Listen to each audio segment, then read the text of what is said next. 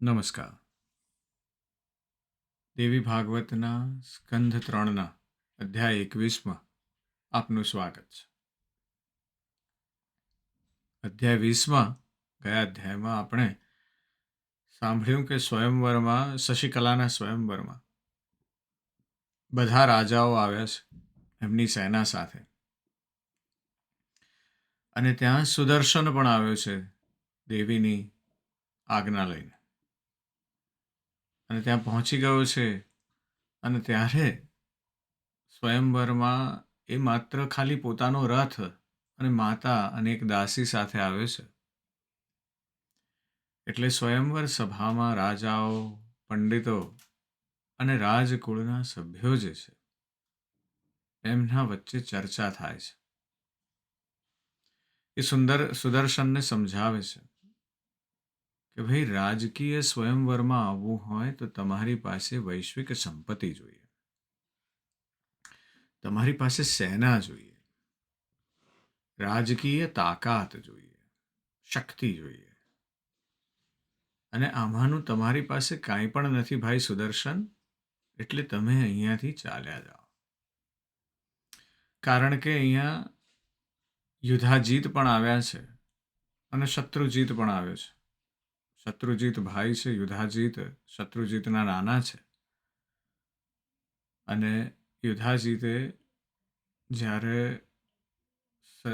સુદર્શનના પિતાનું મૃત્યુ થયું છે ત્યારે યુદ્ધમાં વીરસેન, કે જે સુદર્શનના નાનાજી છે, એમને યુદ્ધમાં મારી નાખ્યા છે. એટલે આ બધી વાત યાદ કરી અને બધા સુદર્શનને કહે છે કે ભાઈ સુદર્શન, તું અહીંયાથી ચાલ્યો જા. ના તારી પાસે સેના છે, ના તારી પાસે શક્તિ છે. અને ક્યાંક જો પેલી છોકરી શશિકલાએ તને વરમાળા પહેરાવી દીધી તો બહુ ઉધમ થઈ જશે. એટલે સુદર્શન એની સામે એક જુદી જ વાત પ્રગટ કરે છે. કારણ કે રાજાઓ અને પંડિતો એ સુદર્શનની આસ્થાને જોઈ શકતા નથી. સુદર્શન કહે છે કે હું અહીંયા મારા માટે નથી આવ્યો, હું તો દેવીની આજ્ઞાથી આવ્યો છું.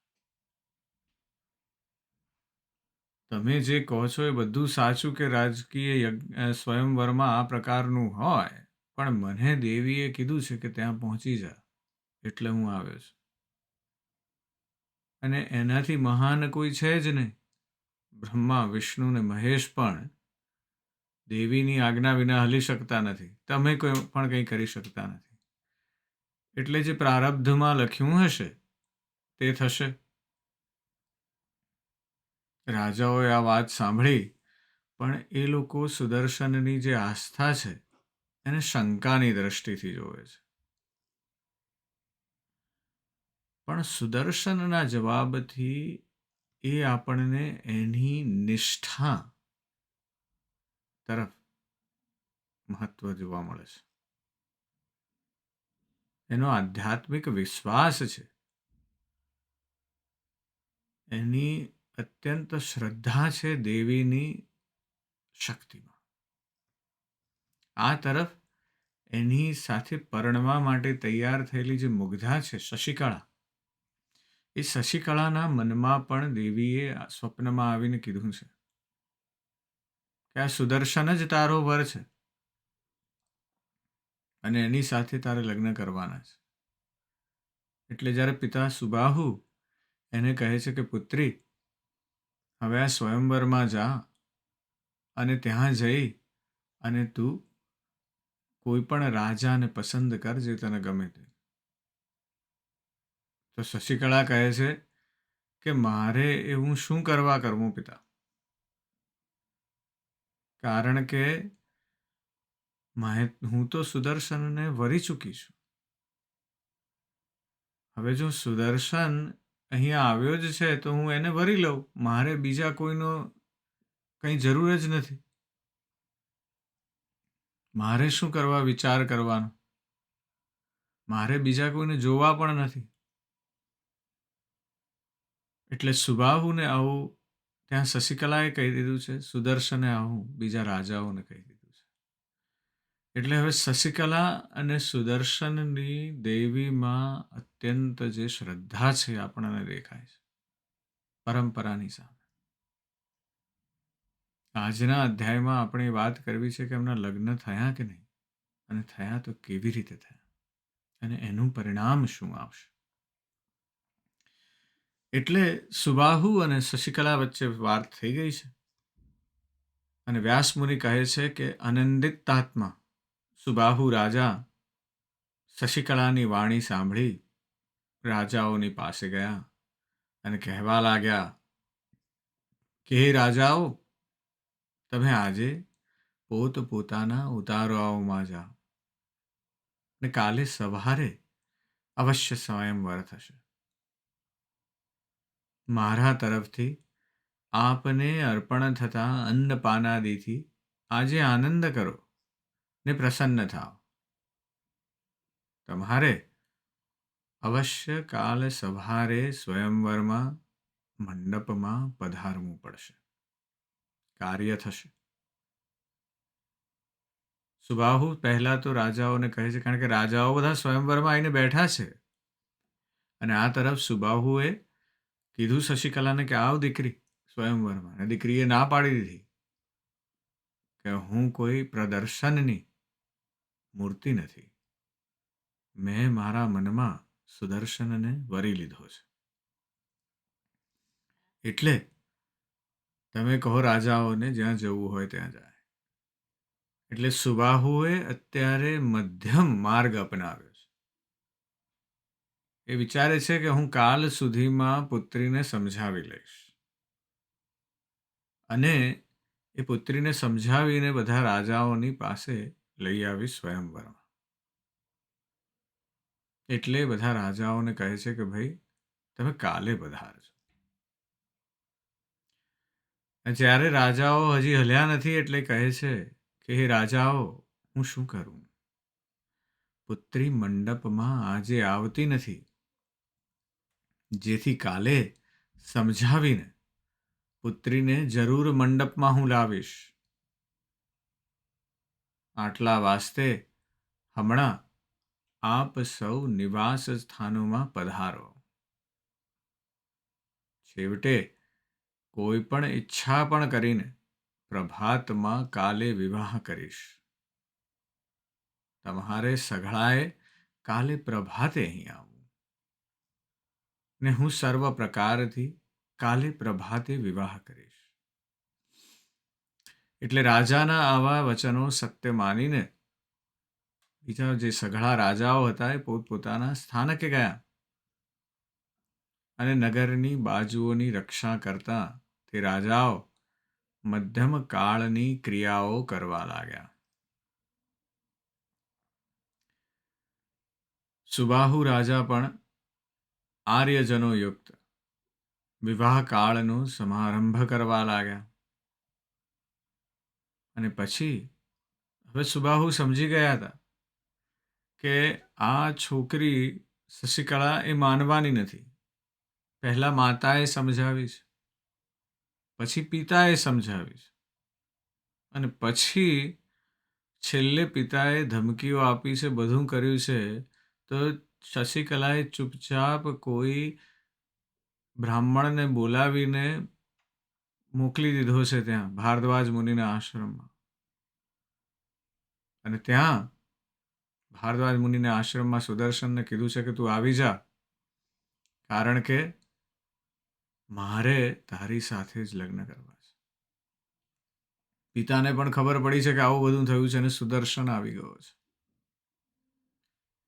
એટલે હવે સુબાહુ રાજાને ખબર પડી જ ગઈ છે કે આમાં હવે કાંઈ કરી શકાય એમ છે નહીં. એટલે એમણે વેદવાદી વિપ્રોને બોલાવી ગુપ્ત સ્થાનમાં પુત્રીને બોલાવી તથા રચેલા લગ્ન મંડપમાં વેદીના સ્થાનમાં સ્નાનથી શુદ્ધ થયેલા શણગારેલા સુદર્શનને પણ બોલાવે, અને પછી સુદર્શનની વિધિપૂર્વક રાજાએ પૂજા કરી. પંચપાત્ર, આચમની, આર્ધ્ય વસ્ત્રની જોડી, ગાય, 2 કુંડળ ઇત્યાદિ સમર્પણ કરીને કન્યાદાનનો રાજાએ સંકલ્પ કર્યો. સુદર્શને પણ નિર્ભયપણે એ સઘળાનો સ્વીકાર કર્યો. આ વેળા મનોરમાની ચિંતાઓ ટળી ગઈ. માતા છે સુદર્શનની કે જોયું અને થયું કે કાશીરાજની પુત્રી સાથે સુદર્શનના લગ્ન થઈ ગયા છે અને રૂપના ભંડાર સમાન શુકેશી કન્યાને પ્રાપ્ત થયેલી જાણી પરમ પ્રસન્નતા પ્રાપ્ત કરી. ભૂષણો તથા વસ્ત્રદાનથી વરરાજાની પૂજા કરી મંત્રી આદિ ભયરહિત થઈ પછી સઘળાઓને કૌતુક મંડપમાં લાવ્યા. પછી પુરોહિતોએ અગ્નિની પ્રતીક્ષા કરી અને પછી એની પ્રતિષ્ઠા કરી અને એક પછી એક હોમ દ્રવ્યથી આહુતિઓ આપવી શરૂ કરી. પછી તે પ્રેમી જોડાને વરવધૂને બોલાવી અને વિધિપૂર્વક સર છેડાઈ છેડી બાંધી અગ્નિની પ્રદક્ષિણાઓ શરૂ કરાવી. આ પ્રમાણે તે દંપતી ફેરા ફરવા માંડ્યા અને કુળ ગોત્રની વિધિના અનુસારે સમગ્ર લગ્ન ક્રિયાઓ કરવામાં આવી. ઘોડાઓ સહિત શરોના સમુદાયથી ભૂષિત એવા 200 રથોનું સુદર્શન જામાતાને સુબાહુ રાજાએ પૂજા કરીને પ્રદાન કર્યું. સુવર્ણની અંબાડીઓથી શોભતા એવા પર્વતના શિખર સમાન ઊંચા મદોન્મત 125 હાથીઓ પ્રસન્ન થઈને સુબાહુએ સુદર્શનને આપ્યા. સુવર્ણથી શણગારેલી 100 દાસીઓ તથા સુવર્ણથી શોભતી 100 હાથણીઓ શશિકળાના વિવાહ કાળમાં સુદર્શનને સુબાહુ રાજાએ આપી દીધી. સકળ પ્રકારના શસ્ત્રોવાળા ભૂષણોથી શોભતા 1 સહસ્ત્ર દાસ પણ આપ્યા. અનેક પ્રકારના રત્નો, યથોચિત પટકુળો, દિવ્ય વિચિત્ર રેશમી ચીરો, શાલ દુશાલા ઇત્યાદિ સુદર્શનને વિવાહમાં સુબાહુએ આપ્યા. આ સિવાય મહામનોહર સિંધુ દેશના ઉત્તમ 200 અશ્વો તથા 300 ઊંટો ભાર વહેવા સારું આપ્યા. ધાન્ય રસોથી ભરપૂર 200 અનાજની ગાડીઓનું પ્રદાન કર્યું. અનેક પ્રકારની વિભૂતિઓ આપ્યા પછી મનોરમા કે જે સુદર્શનની માતા છે તેના પ્રતિ 2 હાથ જોડીને કરીને સુબાહુ રાજા બોલવા લાગ્યા કે હે રાજપુત્રી, હું તમારો દાસ છું. જેથી તમારા મનમાં જે હોય તે કહો. મનોરમા રાજાને મનોહર વાણી બોલી કે આપનું મંગળ થાવ ને આપના કુળની વૃદ્ધિ હો. આપે રત્નરૂપ કન્યાનું અમને દાન કરી અમારો મહાસત્કાર કર્યો છે. હે રાજન, હું બંદી માગધની પુત્રી નથી, જેથી કરીને કેવી રીતે આપના મહા ઐશ્વર્યની સ્તુતિ કરું. આપે મારા પુત્રને તો સુમેરુ સમાન બનાવી દીધો છે. અહો, આપ રાજનું ચરિત્ર અત્યંત વિચિત્ર પરમ પવિત્ર છે કે જેના હું શું વખાણ કરું. આપે તો રાજ્ય ભ્રષ્ટ મારા પુત્રને આપની ઉત્તમ કન્યા આપી છે. વનવાસીને નિર્ધનને પિતા તથા સેના વગરનાને તથા ફલાહારી ધનહીન મારા પુત્રને બીજા મોટા મોટા રાજપુત્રો તજી કન્યાદાન આપે કર્યું છે. સમાન ધળવાળાને ને સમાન કુળવાળાને રાજાઓ પોતાની કન્યા આપે છે. પરંતુ મારો પુત્ર તો ધનહીન છે, તેને આપ સિવાય બીજો કોણ આવી રૂપવતી કન્યા આપી શકે? મહાબળવાન રાજાઓ સાથે પરસ્પર વેર કરીને આપે મારા પુત્રને કન્યાદાન કર્યું છે. આપના ધૈર્યની સ્તુતિ હું કેટલી કરું? મનોરમાની વાણી સાંભળી સુબાહુ રાજા પ્રસન્ન થયા ને બે હાથ જોડીને કહેવા લાગ્યા કે આ મારું સંપૂર્ણ રાજ્ય તમે લઈ લ્યો ને હું તમારો સેનાપતિ બનું. એમ ન હોય તો મારું અડધું રાજ્ય રાખો અને રાજપુત્ર સહિત સુખ ભોગવો. કાશીને તજીને વનમાં કે નગરમાં તમારો વાસ મને સંમત નથી. ક્રોધયુક્ત રાજાઓને પ્રથમ તો જઈને હું શાંત કરીશ અને પછી દામ ભેદરૂપ ઉપાય કરીશ ને છેવટે હું યુદ્ધ પણ કરી જઈશ કે જે જય વા પરાજય દેવાધીન છે અને તો પણ ધર્મમાં જય છે ને અધર્મમાં પરાજય છે કે જેથી અધર્મી રાજાઓનો જય કેવી રીતે થઈ શકે? સુબાહુ પિતા છે, દીકરીનું દાન કર્યું છે, કન્યા દાન કર્યું છે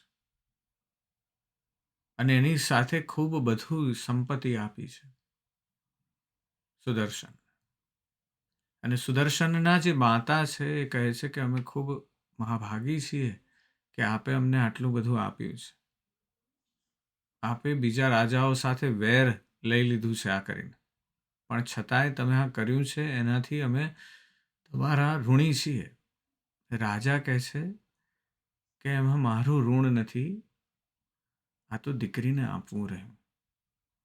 અને રાજાને હજી એ ચિંતા છે પોતાની પુત્રીની કે શશિકલા જે ક્યારેય પોતાના મહેલ સિવાય બીજે રહી નથી, એટલે કહે છે કે હું તમને મારું આખું રાજ્ય આપી દઉં ને હું જ પોતે સેનાપતિ બનું.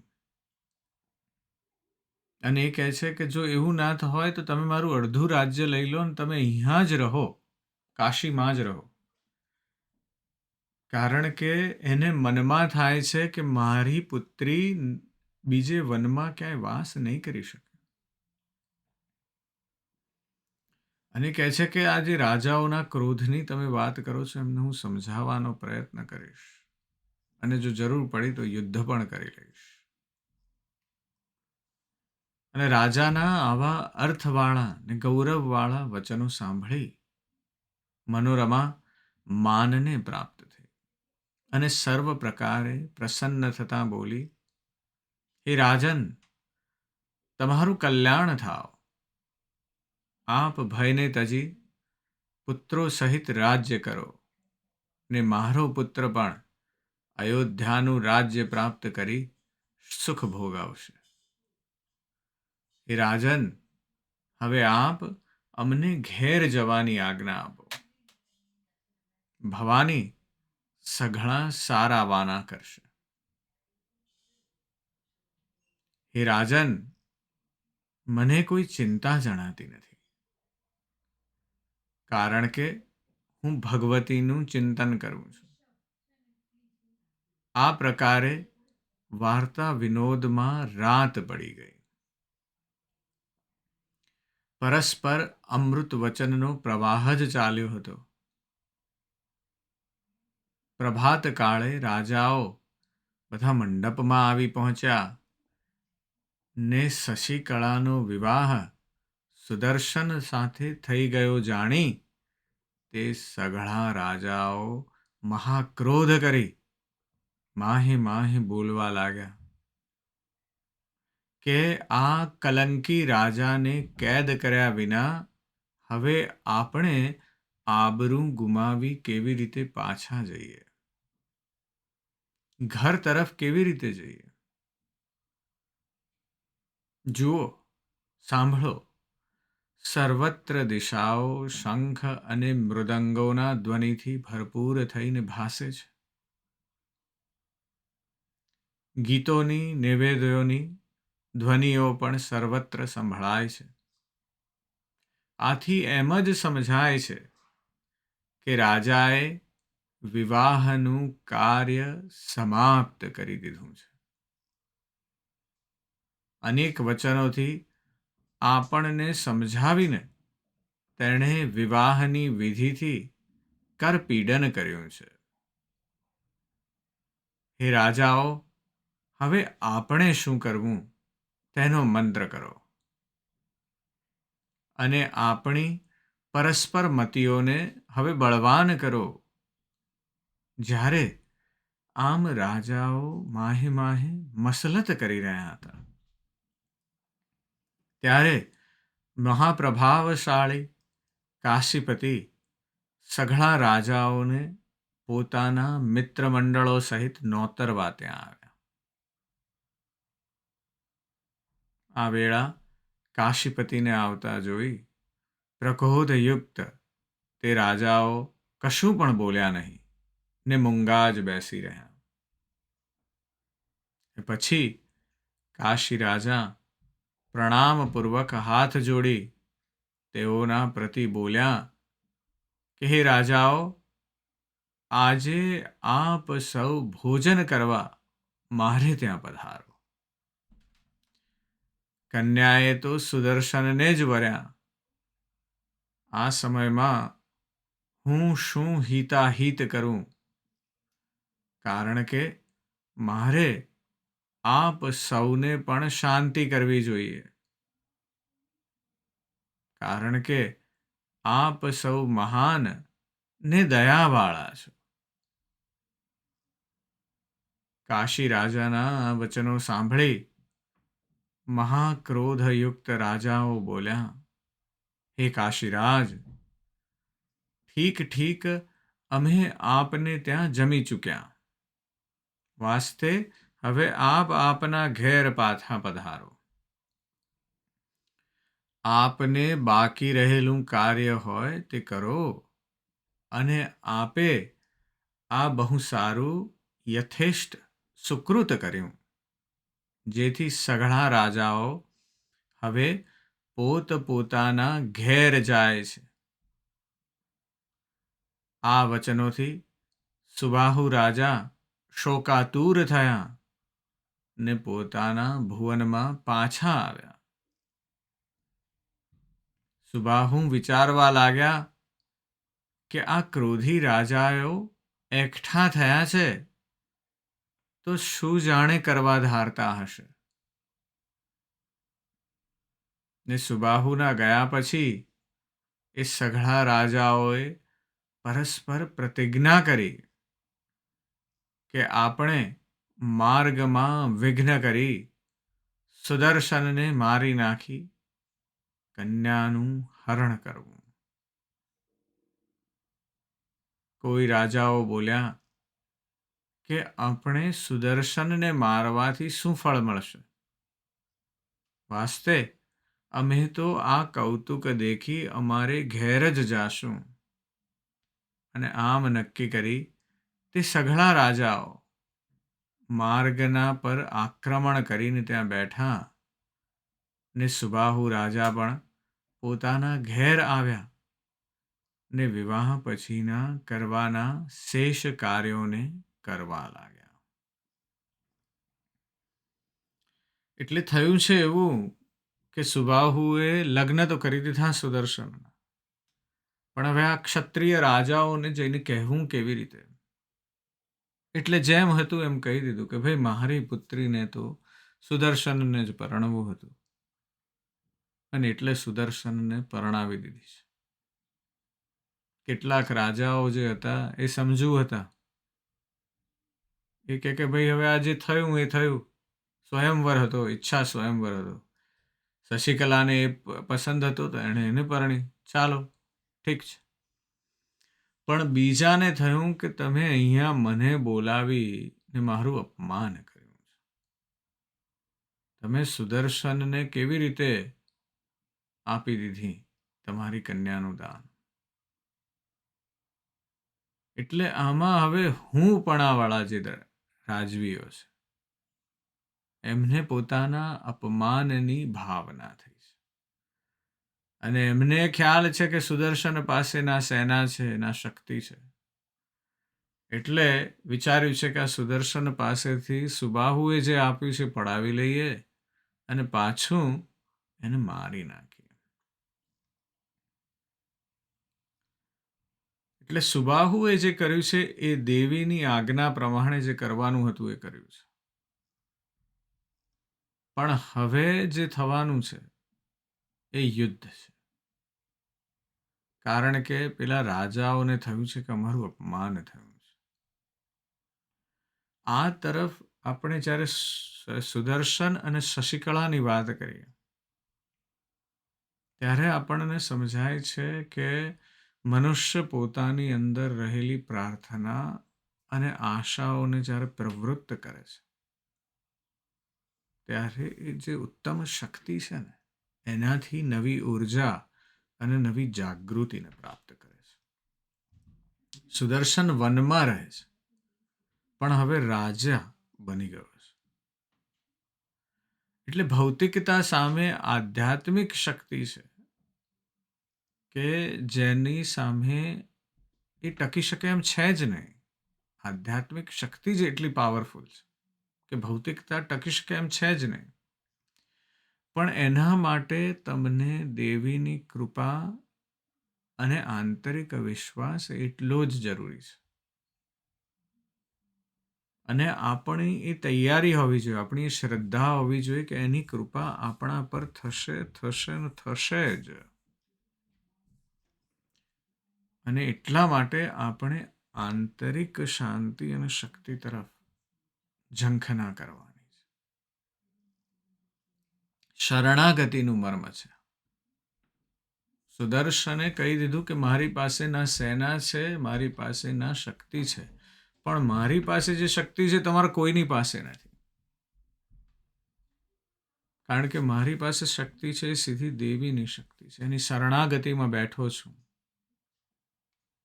અને એટલે આજે સુદર્શન પાસે હવે સેના પણ છે અને શક્તિ પણ છે. અને એટલે આ દેવીની કૃપા જે છે સૌથી મોટો સહારો બની જાય છે. એટલે આપણે આધ્યાત્મની દ્રષ્ટિએ વિચારીએ ત્યારે કે જ્યારે મનુષ્ય પોતાના આંતરિક વિશ્વાસ અને ભક્તિ સાથે દેવીના આશ્રયમાં જાય છે ત્યારે એની અંદર એક શક્તિ જાગૃત થાય છે. અને ભક્તિ અને વિશ્વાસ એ જીવનની ઉર્જાઓને એક નવા પ્રમાણ તરફ લઈ જાય છે. એટલે આ શરણાગતિના માર્ગ તરફ જરૂરથી ચિંતન અને મનન કરજો. નરસિંહ મહેતાએ પણ કર્યું છે. સંપૂર્ણ શરણાગતિ સ્વીકારી લીધી છે શ્રી કૃષ્ણની. અને એ જ રીતે આપણે પણ તેના તરફ વિચાર કરવો કે મારી શ્રદ્ધા અતૂટ છે કે નહીં. જરૂરથી વિચાર કરજો. આજે બસ આટલું જ. હું તમારી અંદર બેઠેલા તે પરમ તત્વને પ્રણામ કરું છું. નમસ્કાર.